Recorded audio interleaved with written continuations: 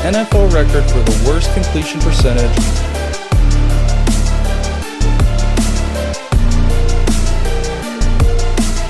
This is a game you need to win. This is a divisional matchup against a team you should beat. This is how you stack up wins.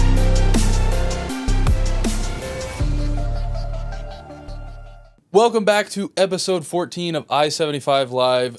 We're gonna get right into it. Happy Halloween. Sir. October 31st. We kind of didn't get the memo. I kind of totally forgot. Yeah, I did too. I'm not gonna lie. Could have shown up in a costume. Could have, but it's fine. You know, it is what it is. Yankees Dodgers World Series ended how I thought it would. Yeah, I was wrong. I think it probably, my prediction, I would go to game 6 or game 7. I thought so too. And then they had the 3-0 lead. It was looking like they were going to sweep them. They were up 5-0 in this game. Yeah, this game was crazy. 5-0, and then Judge makes the horrible error on that pop out to center field. It's not like he dove for it. Not like he was running for it. I mean, that's a routine play for any player. And him especially, dude. That put a stamp on how bad his postseason was. I think that was just like the icing on top. It just, God, you got to feel for him. Well, really. and now I think Yankees fans and maybe baseball fans are gonna go, I don't care how many home runs you hit in the regular season. Mm-hmm. I don't care what you're going to need to show up in the postseason now that you have been there. You've made it to a World Series. You've historically played pretty poorly in all the playoff series games that you have been in. So now that's what it's going to turn into, like we see with a lot of these players is, cool, you had an awesome regular season, but what does it mean if you can't do it in the postseason? I have these stats listed, and like you said, he's had great, like amazing Hall of Fame numbers in the regular season, but when he gets to the postseason, these are his numbers. Career playoff stats, he's got 58 games played, 261 plate appearances, only 45 hits, 86 strikeouts, that's almost double. His batting average is 205, that's almost 100 points lower than his regular season average. And his 768 on-base plus slugging percentage is almost 250 points lower than his regular season average. Yeah. That's just, it's terrible. He's not the same player in the postseason. Yeah. And now we're getting reports that apparently the Dodgers are looking into Juan Soto's availability this offseason. We need a salary cap in baseball. Like, it's ridiculous at this point. They're going to be paying like $2.5 billion for... what, like 4 players? Well, Shohei and their one other pitcher from Japan, I think, equal it's over $1 billion already. $1 billion of just 2 players. And then you got Mookie, you got Freddie, potentially Juan Soto. Oh my God, it's crazy. Yeah, it is. How is this good for baseball? To me, it's almost like now I understand you can spend as much money as you want, and ultimately you're going to have to go out and play. Yeah. But it almost feels like, hey, you bought this. Absolutely, like, you bought Shohei. You earned it. Still, your players have to perform regardless. You saw that with the Yankees and how they underperformed, and they're paying a lot of money too. Yeah. But, geez, man. Now I will say it was to have the Dodgers win as they were the number 1 seed coming out. Yeah. That's kind of been the storyline of what we have talked about a lot. I know what a lot of people have talked about is it doesn't normally happen now with how it's set up. So that is maybe won't help us as them changing that format towards just the fan that now, hey, no, number 1 seed won. See, it's not broken. It's different now. It's different. so that kind of sucks on that aspect. But Dodgers, I'm happy for Freddie. I'm happy for Freddie. What Freddie went through and watching him in Atlanta, he deserves it. 100%. Everything that happened with his dad, with his son this year, he deserves everything. And he was on, I think, a 6-game home run hitting streak. Yeah, that's a record in the World Series from when the last couple games that he played in the World Series with Atlanta. And then 4 games. It was I believe a 6-game home run streak for him in World Series 6 straight games. So that's awesome. And I don't think it couldn't happen to a better human, better person, better player. I know he gets a lot of crap for being emotional and crying all this stuff. He's human. So what? And, so that was really awesome to see. I will say I'm happy for Ohtani, too, because I love Ohtani as a player.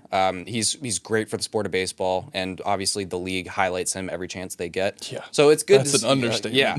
But it's good to see him get a ring because he does so much, and honestly, it's looking at the Dodgers next year, like we could be looking at a dynasty. Oh, yeah. Because Ohtani didn't even pitch this year. And now they're looking into Juan Soto. They weren't even at full strength this year. Flaherty was out. I think, oh God, who else? Kershaw was out. There were a ton of players that were injured. And they still dominated the Yankees.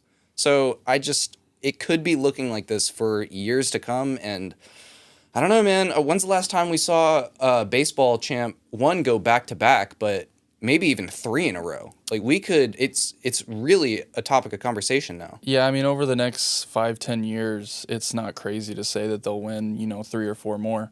So we will see. It's crazy. We will see. But let's get an NBA. I know you have a little bit on NBA the first couple weeks going on. It's been, it's been good. The season's been good, but this has been a topic of conversation as well for just so long. And load management. I get that players can't play every game, but when you have people, stars of the league that fans come to games to see, committing before the season starts to not playing any of their back-to-back games. If they're playing one game and they have a game the next day, they're not playing. And Embiid has come out and said that the whole season in an effort to stay healthy. If that's the case, shorten the season. Because we've got players, great players in the past, who understood what it meant to fans, only being able to afford that one game.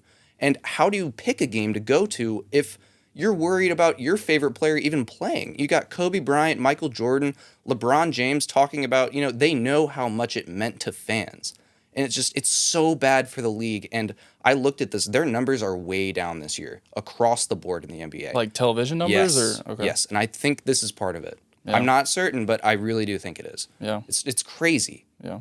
Well, and like you've kind of said too, where basketball can kind of be one of those sports to where you don't have to watch every game. No, it's streaky too. Every game, like I think we were talking about this a few episodes ago.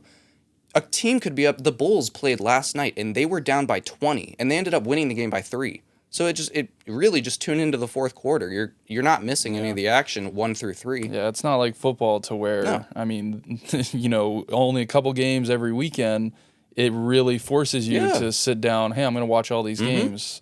You can kind of say the same thing about baseball, maybe even hockey too.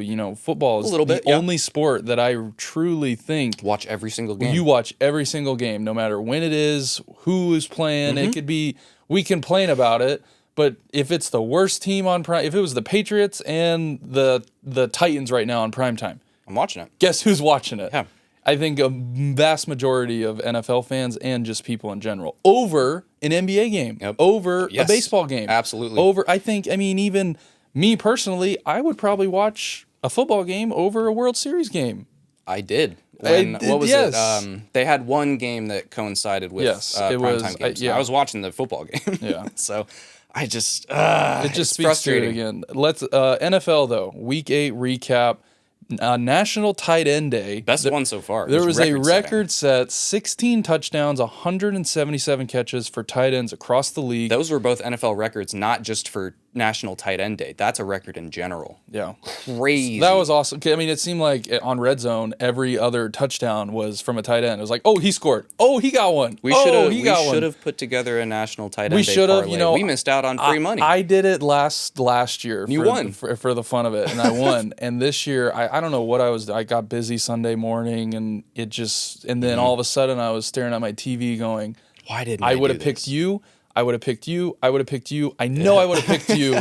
What am I doing? The only one that really didn't score was Trey McBride, and that probably. But even Trey McBride had over 100 yards. That's true. He had like over 10 catches and 100 yards, so he played really good. He just didn't get in the end zone. Yeah. But literally every single tight end that, if you would have just gone through all the tight ends to bet on.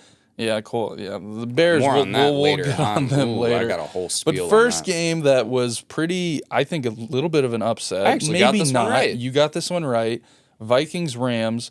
Rams finally are healthy again on offense. I hope it stays that way because they are very, very fun to watch with Kupp and Puka in that offense and really really good offense. They're doing this also. They still have some significant injuries on the O-line that they're going to be getting back soon. So this isn't full strength. They'll be getting even better as the season moves on. And quite honestly, with the NFC being wide open, your prediction as the Rams as the number 1 seed isn't that far-fetched. It's not. Now that the 49ers are kind of not playing... Besides the Lions. That's it. Yeah, the Lions, I think, are going to take the one. The Lions are the most fun team to watch in the NFL Best right team now. in the league, hands in my down.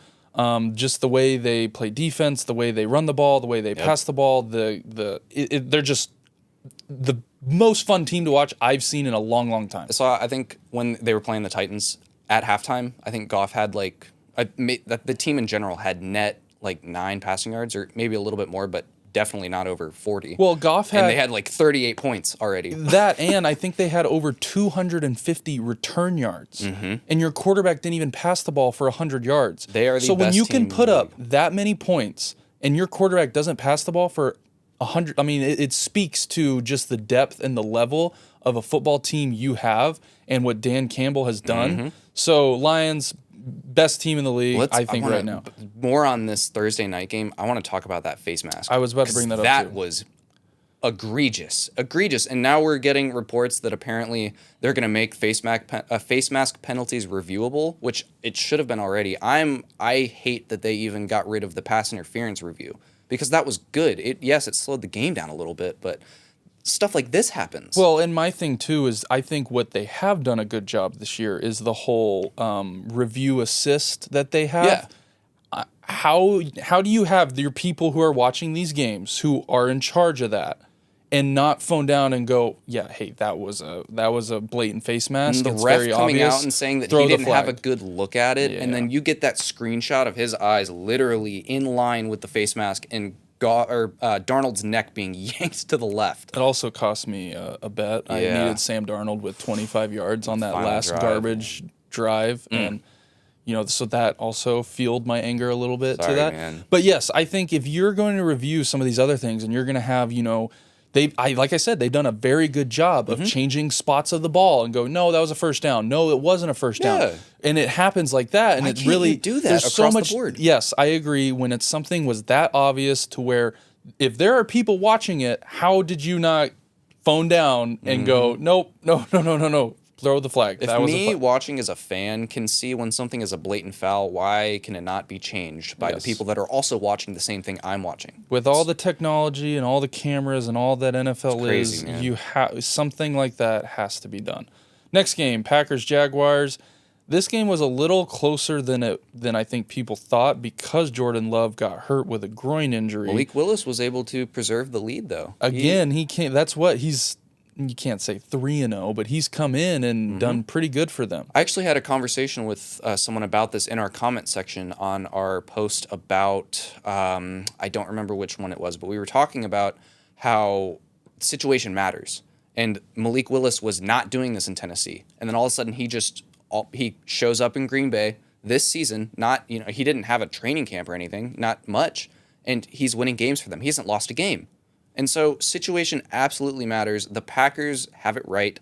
Their play caller absolutely calls a game that is beneficial to the the quarterback. And so we saw this. Yes, the Jaguars aren't a great team, but they had a chance to win that game. And Malik Willis didn't make any mistakes to lose them the game. Yeah. It's very impressive, really. Yeah.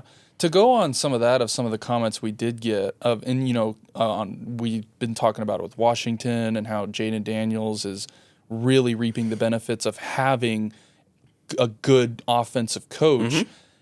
I know people say what they said, and I still think though it takes. I like to say it takes two to tango. Yeah. You can have the best schemer of all time, and I'd say Mahomes with Andy Reid. If Andy Reid doesn't have Mahomes, half the stuff that Andy Reid draws up and all this stuff It wouldn't work. It wouldn't work. So it takes both. So that's why I know someone got mad that we thought we were giving all the credit to Jaden Daniels and none to the Daniels coaching deserves staff. every bit of praise that he's gotten. The only point I was making is that it seemed to be a little bit favored towards him and not highlighted as much on the job that Cliff Kingsbury is doing, and right now that Matt LaFleur is doing with those backup QBs. Yeah. But yes, you're right. It takes two to tango, and we saw this with the Packers. We've seen this with the Chiefs, the Commanders, pretty much any great team. You've got a good play caller, you've got a good quarterback. You can even Same with say the Lions. You can even say the Lions. Yes, exactly. Next game, Cardinals-Dolphins. Oof. What I got out of a couple things of this game. The Dolphins with Tua.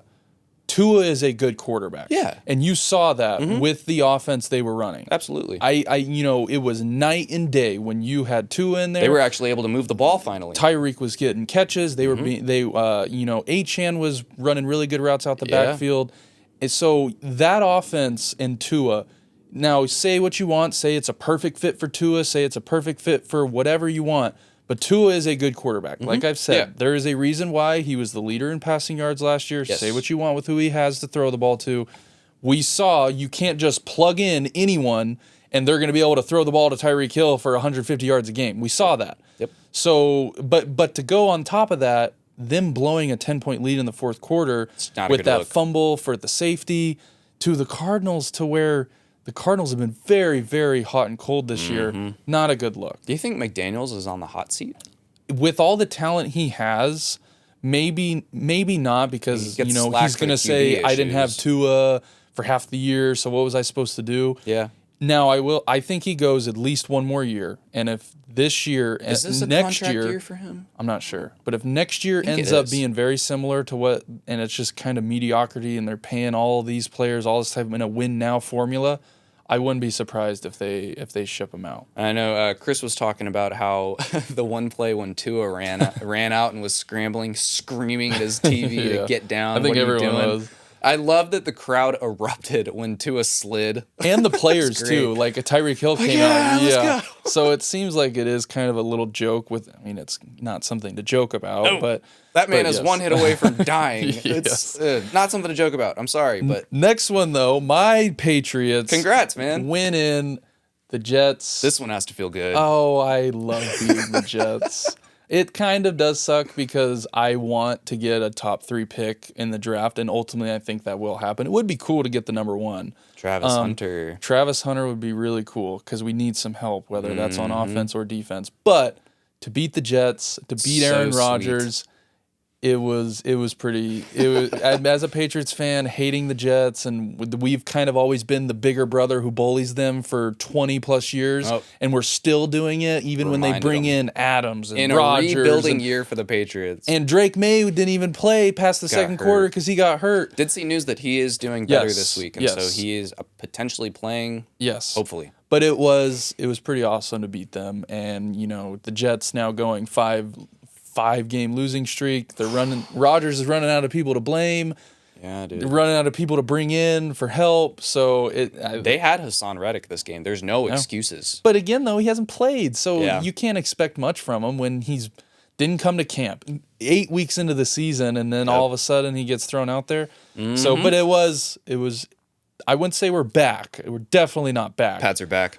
But it was awesome to see that the Patriots beat the Jets. Yep. Next one. Another game that this team should Jameis not have lost. Winston needs to be in the Hall of Fame for literally his pregame speeches and postgame speeches alone. I love Jameis Winston so Dude much. is awesome. He is a walking meme. He is I would never have a negative thought hanging. And then I saw a video where he was ordering something at a restaurant and he was gassing up the restaurant and the worker because he's never seen anything like it before. The dude is a walking treasure, but going in, and I also think it's not a surprise when you're that positive and when you think the way you think and you come out and you perform that well.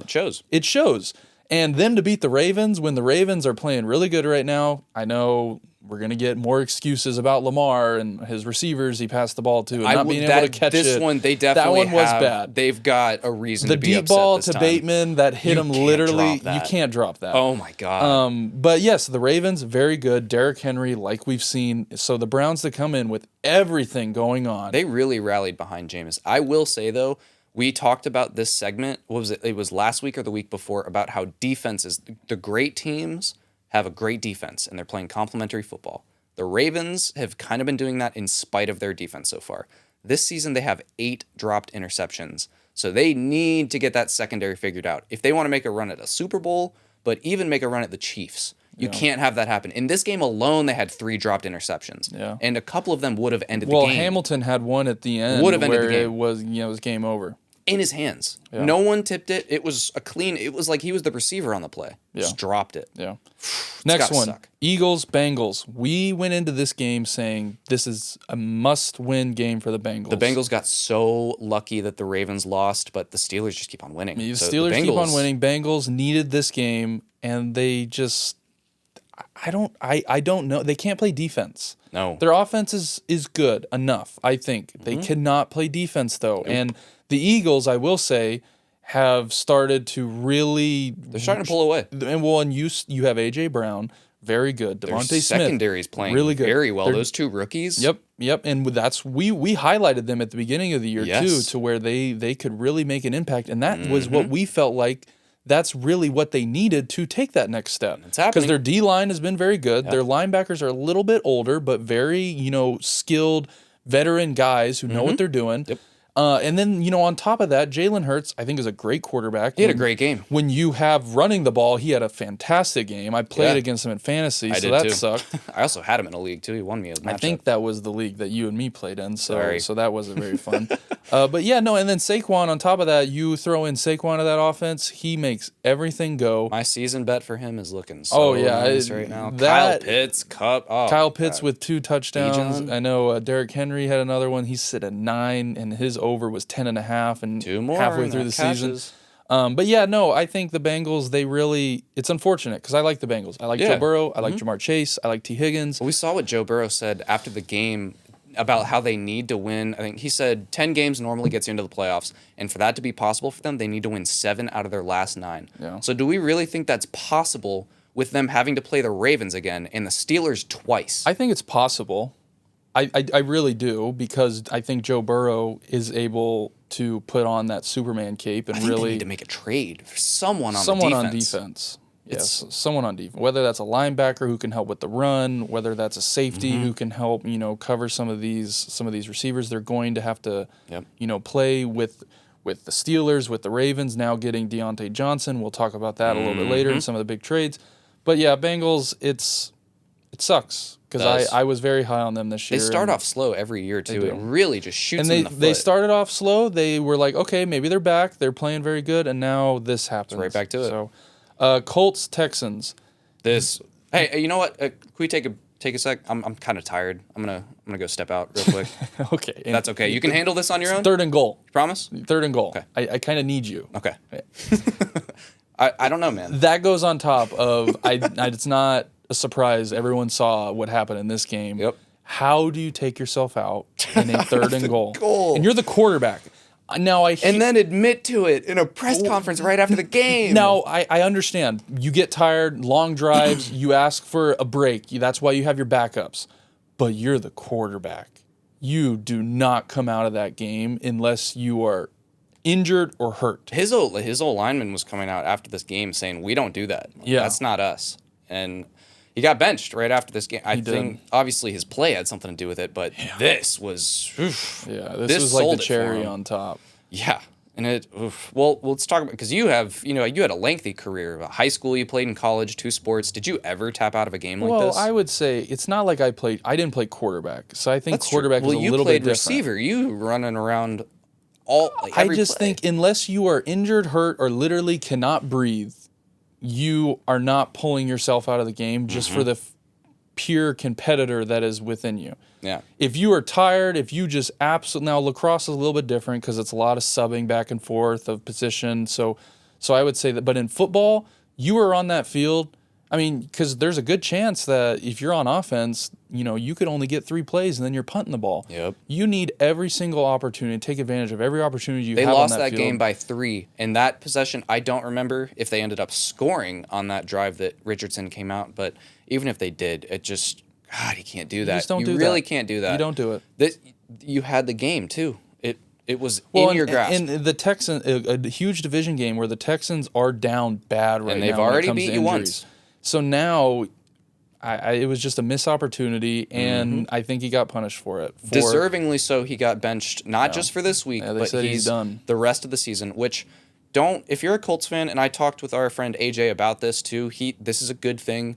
AR is still the youngest quarterback in the league. There is plenty of time to develop him. It's not going to happen overnight. He shouldn't have left college that early. He's really only played, I think he had like 1 full year in college, and then he didn't get his rookie year last year, and this really is his rookie year, but he's not ready. Yeah. So you put all that together, it just, I like that they're starting Flacco because they have a good unit. At least you'll get to find out if you can actually compete with, quality quarterback play. Well, and you have a great running back in Jonathan Taylor. You have great receivers. Good O-line. Good O-line. And Solid you have defense. a solid defense. So you have a good team to win now and, be competitive. And when you got a quarterback like that throwing 9 for 13, throwing almost a pick 6 with 30 seconds left to go in the second half to just give them points to a pass you should have never thrown. No. It is a little, it makes sense to why they benched him. So, Titans, Lions. We mentioned this. Lions. Best team in the league. Best team in the league. Outside of that game against Tampa, they've been flawless. Really, no one has been able to keep up with them. Yeah. The Vikings, yes, they kept it close, but the Lions, dude. Lions are good on all 3 sides of the ball. It's crazy to see. Like, when's the last time we saw a team that was this dominant everywhere? Maybe the Chiefs a few years ago, but that's it.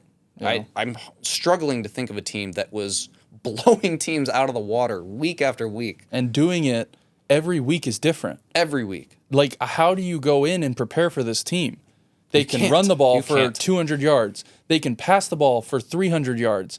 And when they do pass the ball for 300 yards, they don't even missing passes. They don't even pass it to like their best players all the time. Like sometimes everybody. They throw it to everyone. And then on top of that, this game, like we said, 250 plus return yards, punt returns, all. So how do you go, okay, this is the formula for beating this team this week? I think you just can't. It sucks that they lost Hutchinson, but I don't think it's going to matter. And they've been connected to players like Harold Landry, who I think would be a major upgrade for them, and Zadarius Smith as well from the Browns. But the Browns are winning now, so we don't know if he'll get moved. Yeah. I don't even think they need it. Yeah. They're getting production out of all of their players. They are so complete. Dan Campbell is one of my favorite coaches in the league. He's showing you why. It's ridiculous. Yeah. And Ben Johnson is, outside of Andy Reid, he's calling masterclasses every single week. Oh, yeah. Crazy. Yeah. Best team in the league, hands down. 100%. Falcons, Buccaneers. We went into this saying, Falcons, don't screw this up. You think Kirk likes playing the Bucs? You think? 8 touchdowns and 1 interception in 2 games this year. And almost 1,000 yards passing the ball. Dude. Kirk Cousins, though, is playing, I think, the way I thought he was going to. He's earning his money. I know a lot of people were giving him, nope, he's got that injury. He's not going to be the same. He's the same. Mm-hmm. With great talent. This is something I think we were right at the beginning of the year with Drake London and Kyle Pitts. Kyle Pitts has arrived. I will say, though, Kyle Pitts, it kind of summed up what Kyle Pitts has kind of been. That touchdown that probably should have been called back. Made a great play, athletic, streaking down the field. And then when it came to the last, finishing the play, almost screwed it up. So I think, you got to look at him and go, dude, like, what are we doing? You did everything perfect up to the last moment, the most important moment. I'll never understand why players do that. Well, and that could have changed the game. Yeah, they lost. They won by 5. So you take that away, that turns into a whole new game. On all the decisions made within, the third, fourth quarter. But you got to look at him and go, dude, what? You can't be doing this stuff. You're 3 years into this now. You made it. So, but yes, Kyle Pitts, I think he's stacked a lot of good games, the past couple weeks, so that's great for him to see that. And we knew this was going to happen with Kirk Cousins. He loves his tight ends. So, but yes, Buccaneers, unfortunately, all the injuries on offense, just way too many injuries. It's going to ruin their season for them because really, they looked great. They looked very good, it's just they're stacking up. Yep. I agree. Next one. Can we skip this next segment? No, we're going to have to talk about this one. Bears. We're going to have to. After all the stuff I talked, Bears this is how you reward and Commanders. In honor of Halloween, I have my own nightmare story to tell about how I found out about us losing this game. This is straight out of a movie, almost like the Tyreek Stevenson play to end the game. So, I was in Boston this weekend. I was watching the game from the airport on my way back. A lovely weekend spending time with your family. We went and visited Salem Halloween weekend. It was so much fun. I was watching the game at the airport at a bar, And then I had it on my phone, and Caleb Williams marches down the field. we were boarding. Game-winning touchdown. Oh my God. Yeah, I was sitting at the terminal, right?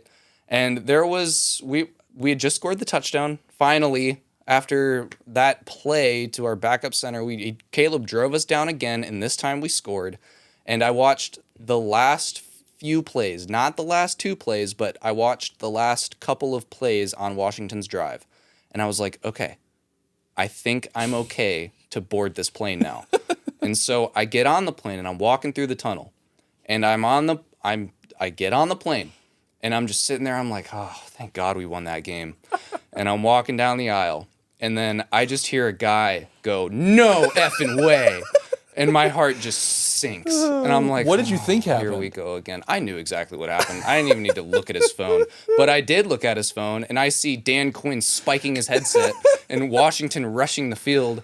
And I'm just sitting there like, oh, you got to be kidding me. This is not happening again. This is not happening again. I've lived through the double doink. I've lived through 4th and 8 with Aaron Rodgers. Countless Aaron Rodgers games. Week 1, 17-point lead. Aaron Rodgers comes back and wins. This is my lowest point as a Bears fan. I can't put into words the disappointment that I felt in that moment when I heard that guy. I knew that it was happening all over again, like a bad dream. Yeah. So God, man. You know, I had the same reaction too, because I was about to turn it off.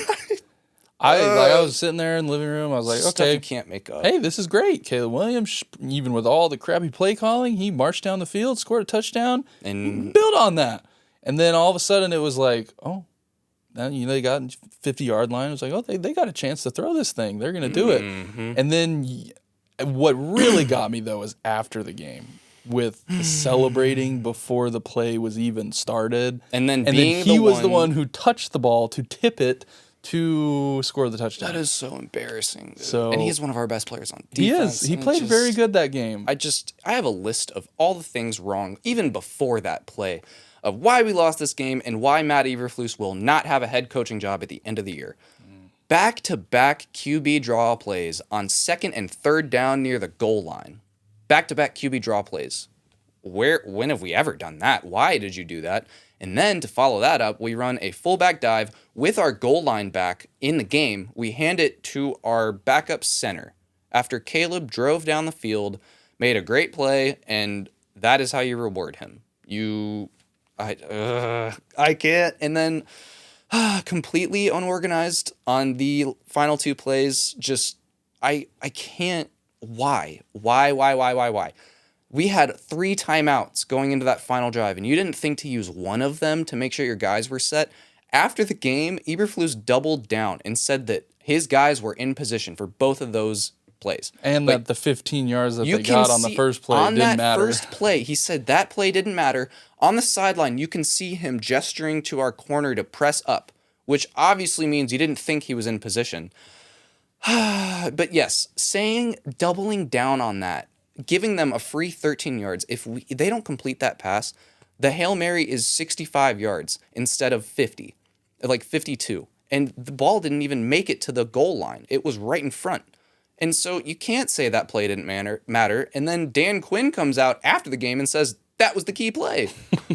This sold Eberflus's fate. He will not be the head coach of the Bears, even if they make the playoffs this year. It's disgusting how that game ended. And over the last 2 years, the Bears have lost 4 games in which they had higher than a 90% chance to win late in the 4th quarter.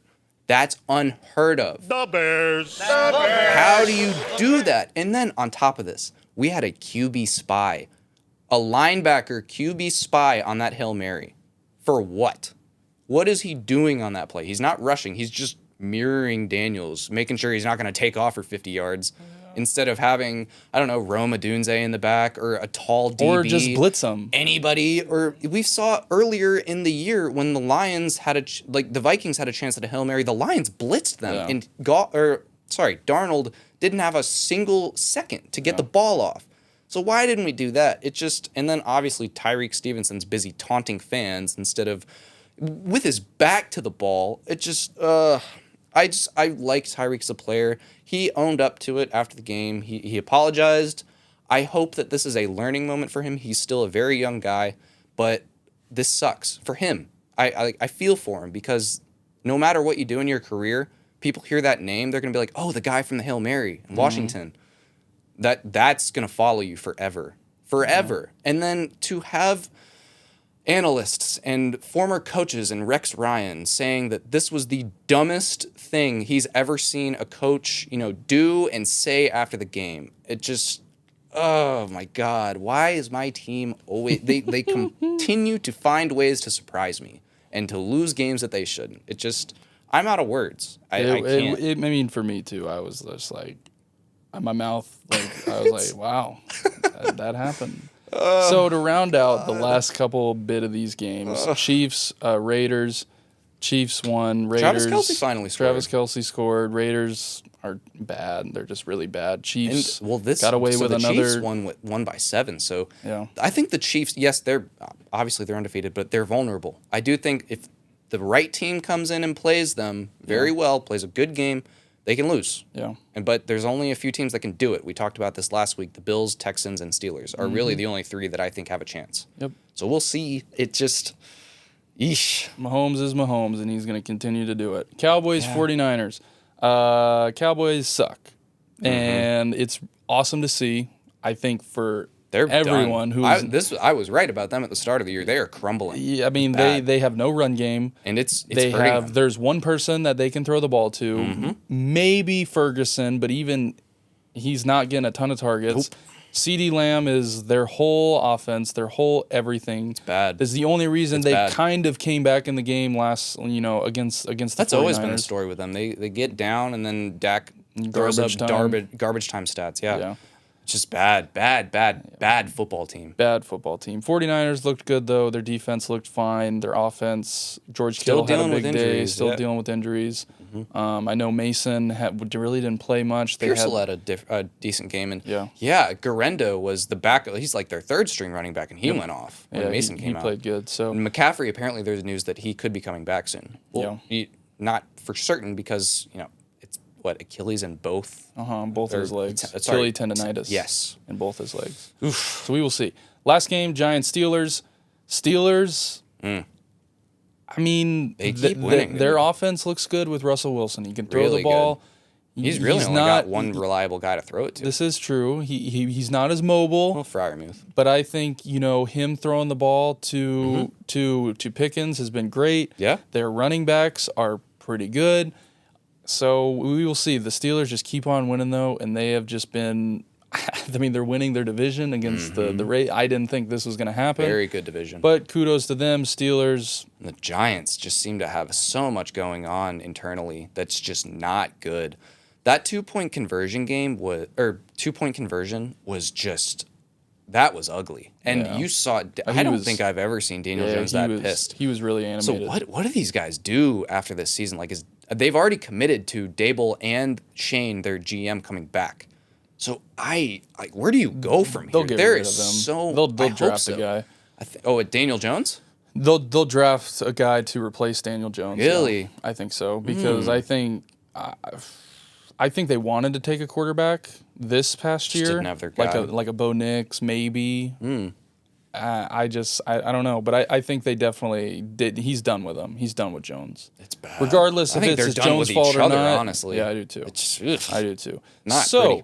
To get in week, we kind of decided to do this. We're gonna do a little standout players / best performers halfway through the season, and then next week we are gonna do a little, kind of halfway through the season of what we predicted right and what we were wrong about. So this week we are going to go with, I picked a couple players in a team, Dylan's picked a couple players in a team. My first 2 players, both quarterbacks, Josh Allen. 1 INT on the year. I know he was going into this last week with 0. Yep. He's got 1. I think he is my MVP right now. What he's doing for the Bills. Him and Lamar, it's a 2-man race. Him and Lamar. Well, but I don't know, Jared Goff. There's a lot of good quarterback play. Yeah, there's a lot of good quarterback play, but Josh Allen in particular is putting his team on his back to where you could say Jared Goff has a great run game. Not to say he's not taking anything away from him, but he has a more complete team around him. I'd even say the Ravens have a more complete team around him. Yeah. So Josh Allen to me with 1 interception, winning games that they scoring a ton of points. He is my MVP. Outside of that one bad game against the Ravens, they've been really powerful. Really good. My next one is Kirk Cousins. He is playing above what everyone thought he was with the injury. Yep. That's all we heard from every. He's barely a year removed from that injury.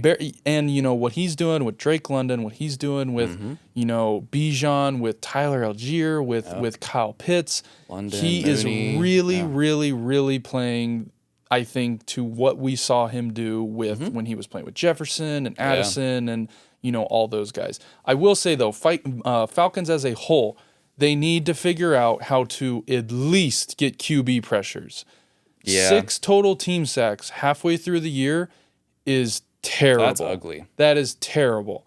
And I know we had some very animated people on social media comment. They made some good points. Who points. are they going to pick? Who? And I hear you. Because they took some guys, they're just hurt. But now you got to make a move. You've got to either make a move or, I'm sorry, but with how Kirk Cousins is playing and the numbers he's throwing up. When does Penix get to play? Yes, was Penix a good pick? Yeah, of course. I'm not saying he's a bad player. There were better picks to help you right now. There were better picks to help you, whether that was an O-lineman, whether that was someone to help you now than Jared just Verse. riding the bench. And, we've got the stats to where Jared Verse and some of those guys. Jared Verse has 31 pressures on the year. That's very good. Braden Fisk, the other guy the Rams took, also has 21 pressures.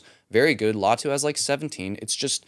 There were guys to help you. Yes. And with Judon there, Judon might honestly be performing a little bit better. He's not having a good year. But if he had someone else to take pressure off of him, they both might be producing. Well, and I listened to, 92.9 The Game on my way home every single day, and they were talking with their head coach because they have, us every day or one time a week they bring in their head coach, they ask him questions, whatever.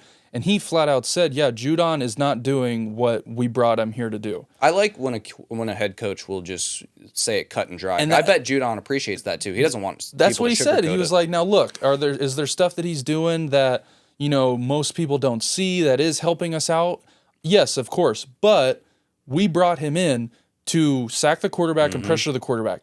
And he has not done that. And he knows that, and we're working on it. And, he brought up a great point because he was the defensive coordinator when they won the Super Bowl with the Rams. Yeah. When they had Von Miller. He said now, I don't know if I believe it, but him as a coach saying this, I think is great for his team. He said when we had Von Miller that year, the first 8-10 weeks, everyone was saying the same thing. He's not very good. He's old. He's slow. He can't get to the quarterback. Turns it up at the end of the year. Turns it up in the end of the year into the playoffs to where there was an argument that he was the MVP of that team in the playoffs that year. He had a sack. I think that was when, he have a sack in every single playoff game, including the Super Bowl? So he was kind of hinting at, hey, give us some time. We're going to make the playoffs. We're going to win our division. We're 5-0 in our division right now. Let him figure it out. We did just trade for him. He's still trying to learn. I know it's not a system to sack the quarterback and to get to the quarterback. Yep. It's very similar across the board. But he said this is very similar to what Von Miller did. So just give him some time. We're working on the right things. We're coaching. We're seeing the right things on film. So that was cool to hear him say that. But yes, Falcons as a whole, they need to get that figured out. But Kirk Cousins is doing exactly what I think they paid him and brought him in to do. My 2 players, or my team, this is no surprise, I think Washington. Washington's my team. No one thought they were going to be here. No one thought they were going to be winning games. It was so uncertain with new coaches, with Cliff Kingsbury, with what he did at Arizona, how that all fell through, why you're bringing him back. I know their head coach had played, very, very good coordinator on the Cowboys past couple years, so that was well deserved. Falcons but still, coach when they went to the Super Bowl. Yes, so you just never know when you go into a head coaching position how they're going to handle that. But I think it's been amazing. Players buy into him. Yeah. Players have come out and said, "This guy's awesome. This is who I want to play for." There's something in the water there in Washington. There I really think is. His name is Jaden Daniels because it's. Well, and you have one guy to believe in on that defense. It makes everyone play better. I will say though, with the Eagles playing as good as they are now, I can't wait to see these two teams play. Not wait for them to play. Awesome. Now, I would say the Eagles and Washington will both be in the playoffs at the end of the year. It's just going to come down to who wins the division, who gets the wild card spot. But Washington is 100% my, through halfway through the season, was not expecting this whatsoever to be winning the type of games they are. So yes, those are my standout performers halfway through the season. So I've got I have two defensive players for my standout players. One who he's been getting some spotlight, but not nearly as much as I think he should be. Dexter Lawrence, the defensive tackle for the Giants, leads the league in sacks right now as a 350-pound nose tackle. He's doing something that has pretty much been unheard of unless your name is Aaron Donald. And in a season full of turmoil for the Giants, this guy is doing everything. He's not only for the run defense, but he's a pass rusher. He's just their anchor on that Giants defense. And a huge reason that they may not be winning these games, but they're competitive in all of these games because he's putting pressure on that O-line. And with Thibodeau and Brian Burns on the edge, they're looking good. And yes, like I said, this may not lead to wins, but you've got your guy on the defensive line. You've got him. He is honestly probably the best defensive tackle in football right now. So it goes without question. He deserves so much more spotlight that he's getting. I haven't seen him in the Defensive Player of the Year conversation. I think he should be. I still think TJ Watt gets it, but Dexter Lawrence needs to be in that conversation. And another guy that I think should be in the Defensive Player of the Year conversation that honestly I haven't seen much about him either is Jesse Bates, another Falcon, playing like probably the best safety in the NFL right now. He's picking off passes, interceptions. He's forcing fumbles, punching the ball out. He's flying all over the field all season long. It's crazy to see. And he's a great leader in the secondary. He's a huge reason why the Falcons have been good in the secondary because they've had some question marks elsewhere. Justin Simmons has been hurt. I think A.J. Terrell's playing okay. Well, and their second cornerback was a huge question mark going into the season. Mm-hmm. So, yeah, I would agree Jesse Bates is. Those two players, two defenders, just have been playing lights out all year. And then my standout team is the Pittsburgh Steelers because what they've been able to do, really, what they've accomplished with two separate quarterbacks, nobody reliable in the receiving room outside of Pickens, and an injured O-line, just throwing guys in there, has been nothing short of incredible. Mike Tomlin is showing you why he's a Hall of Fame head coach, why he has never had a losing season in his career, and he's not going to have another one this year. It's crazy. And TJ Watt has been the highlight of another great Pittsburgh defense. Yeah. It's crazy. Everyone's flying around the ball on all levels. That team is so surprising. I thought it was going to be a down year for them. And down year for their standards is like 9 and 8. Yeah. But this is crazy. They're like you said, they're 6-2, leading their division and potentially win that division in a division with the Ravens and the Bengals, who are considered contenders with with their quarterback play and just kind of what they've done in the past couple of years. Steelers deserve it. Wow. And Mike Tomlin can we clone Mike Tomlin and Dan Campbell and Andy Reid for everyone in the league, please? It'd make everything better. Yeah, right? So to round out, we got some huge trades and a couple injuries. Deontay Johnson traded to the Ravens. I think this is big for the Ravens. I think this is. It definitely gives them a reliable receiver on, 3rd and 5s, 3rd and 7s, where Lamar's going to need to pass the ball and hit something on the sideline, hit a comeback route, because that's what I think he's very good at. Takes another guy out of the box, too. This will help Derrick Henry. This will help Lamar's rushing ability. This is very, will very help those good tight for the ends Ravens. across the middle with Likely and Andrews. Yes. Andrews kind of getting going. He's been playing very well as of recent. But this is also showing me, this is what they are, but they're Super Bowl or bust. Yeah. With how they've been playing the past couple years, the games they've made it to, the games they've lost, they are all in right now, and they need to be. So this, I think, is going to help them. Rashad Bateman won't help him, but he did it to himself, dropping that really long pass, fourth quarter. That was the game in your hands. Yep. And then Stephon Diggs tearing his ACL on a non-contact injury does suck. Texans are down right now. They're feeling it. With Collins being on IR with the hamstring. Now you have Diggs, who I thought was playing good with Collins out. It was. Now you really only have Tank Dell. Mixon's playing out of his mind. Bengals should not have gotten rid of him. Nope. And then you also have Dalton Schultz. So, but it really now limits you to where this is what made the Texans' offense great and why everyone was so high on it. So many weapons. With so many weapons, you didn't know who to guard, and Shroud being the general that he is, being able to facilitate the ball wherever. So now this kind of makes them, I wouldn't say one-dimensional, but vulnerable. Very vulnerable. Very vulnerable. And then we kind of touched on Anthony Richardson being benched for the rest of the season. Doesn't surprise me. I think it needed to be done. Yeah. Joe Flacco could lead that team, a good roster to maybe their division isn't that strong.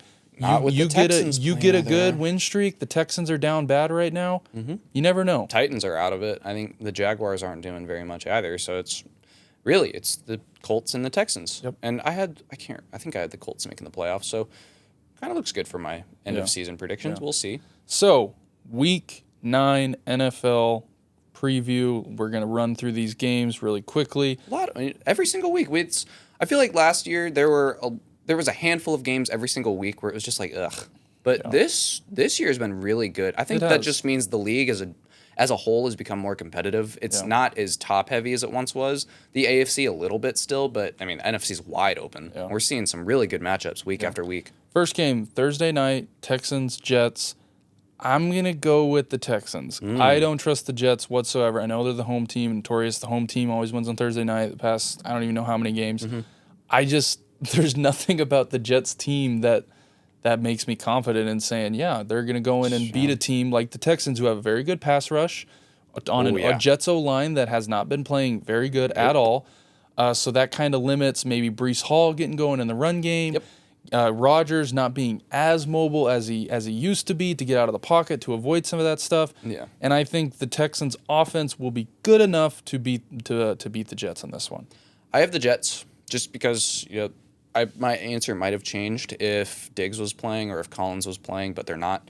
And so I really do think that with only Tank Dell there, Noah Brown's not there anymore, so they really don't have another. I think Mechie's. They have Mechie still there. He had a couple catches last week. Okay, so yes, they've still got enough to compete, but yes, with the Jets being the home team and the Texans playing really both teams played a rough game.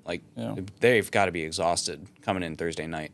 But the Jets get the benefit of playing at home. And so, yes, I do think the Jets walk away with this one. I still think it's close, but I think the Jets win by at least a touchdown.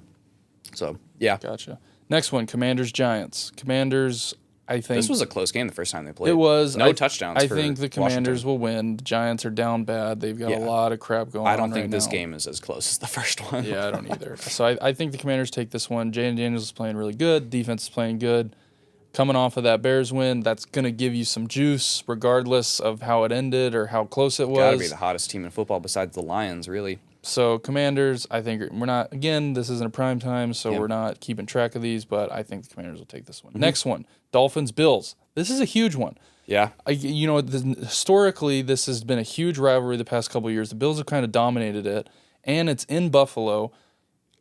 I think, you never know with the Dolphins now. This is when Tua got hurt. It was. So Tua could either come out and throw for 400 yards or he dives headfirst into a player again. And he's out for maybe ever this time. So not pretty. And Josh Allen's going to be Josh Allen. He's playing at home. You know how he plays at home.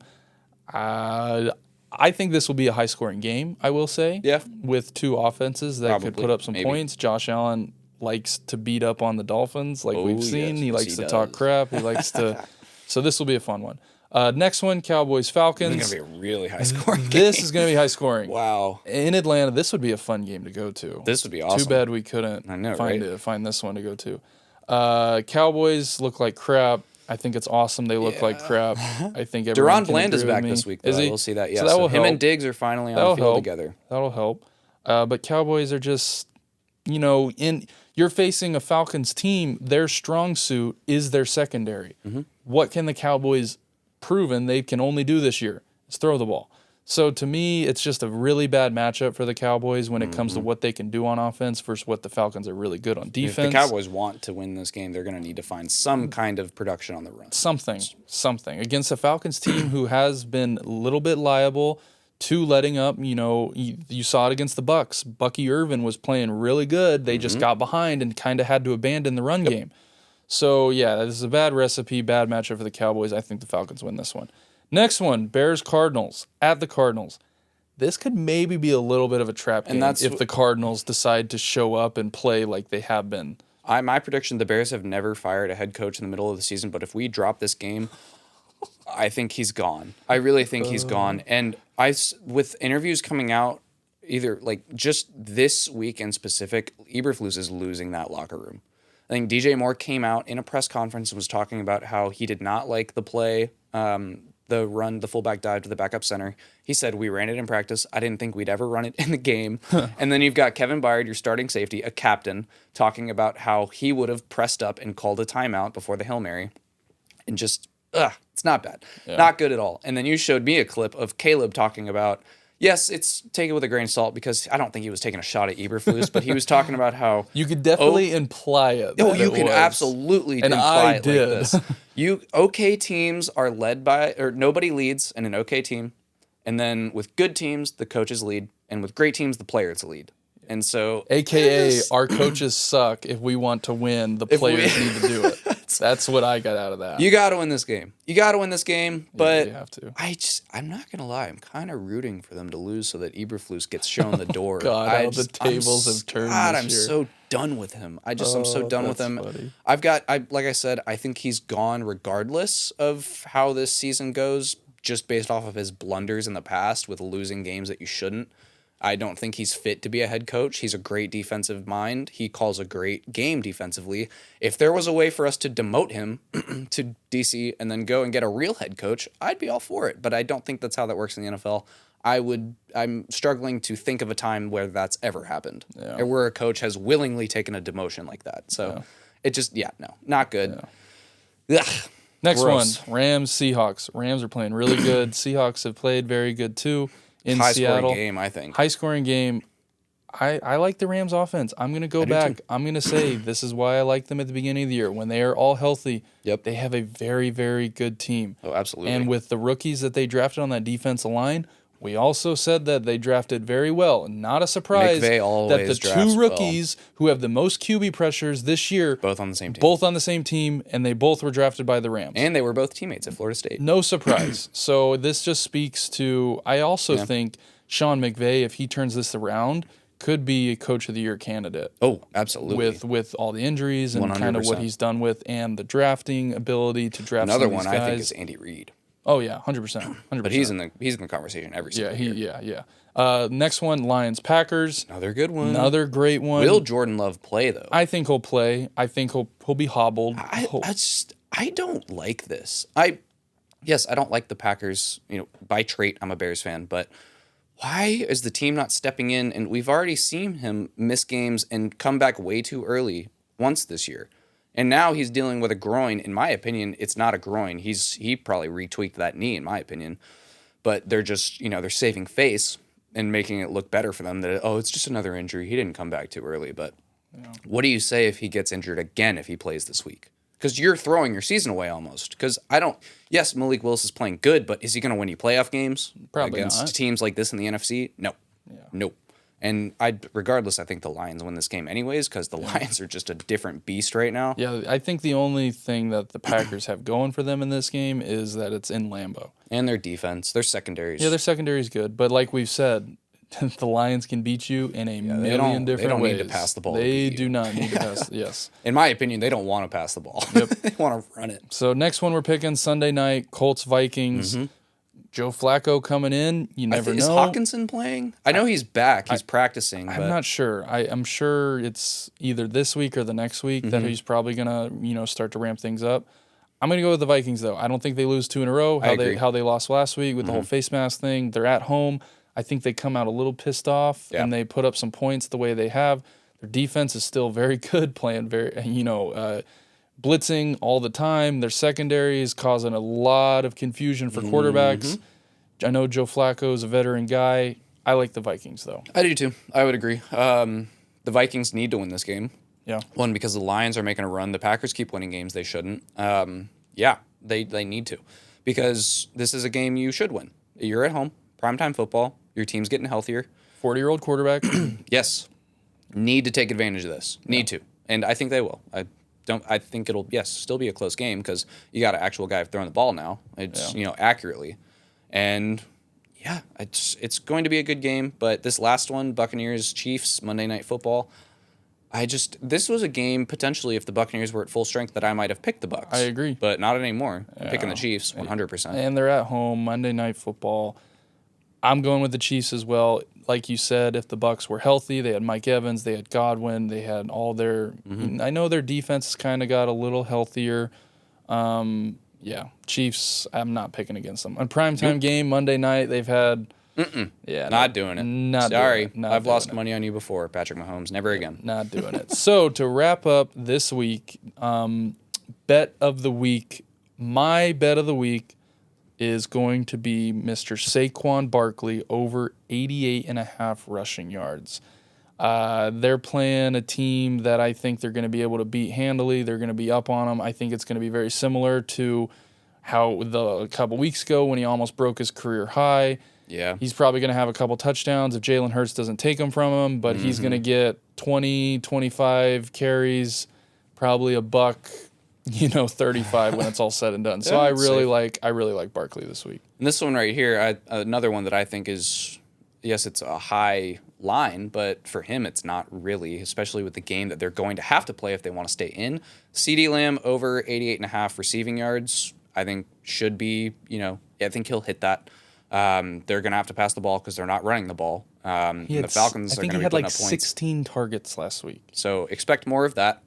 Even if he only catches 7 or 8 of those, I do think that's enough to get at least 100 yards. And so even if the Cowboys don't win this game, like I said, they're going to have to put up points. The Falcons are going to put up points. Yeah. And so, yes, your only weapon on offense is going to be fed the ball, and he's going to have to produce at least a little bit, which a little bit is 88.5 rushing yards for him. And I take the opportunity of him hitting that with if you told me that a player was going to get 15 targets a game, yeah, I don't care what his yards are. I'm taking that because I think those are two great picks of two teams that are going to utilize their star players. That will wrap it up though. Yep. Another great week. Keep your comments coming because we love it. Yeah, we like talking. We love talking. And you guys make some really good points. There was one guy who wrote a whole book, and I was like, hey, that's what we've asked for. We are passionate fans ourselves, so we appreciate it. And, you can kind of tell when certain people are certain fans of these teams. Like all the Falcons stuff, by the way that they were they were all, and I get it. I completely, and, I'd say, too, there was one guy who said, we just want to go to the playoffs, and that's really it. Kirk Cousins only going to be here for 2 years. No, I disagree with you thinking that. If I was a Falcons fan and I was watching my team right now, literally the only thing that I would have a problem with of going, this is something that is stopping us from being a top team or competing with the Lions or some of these teams we're going to have to beat in the playoffs is the pass rush. You're going to need that. But to say that trade deadline's coming up. We just want, we've been through so much stuff since the Super Bowl that we lost, and we just want to make it to the playoffs, and Kirk Cousins is only going to be here for 2 years, and we're just happy. I disagree with that mindset. The Falcons are in a position right now where they can afford to spend some draft capital for a player that they will, 1, re-sign, but 2, help them now. And they've got a good enough team to compete.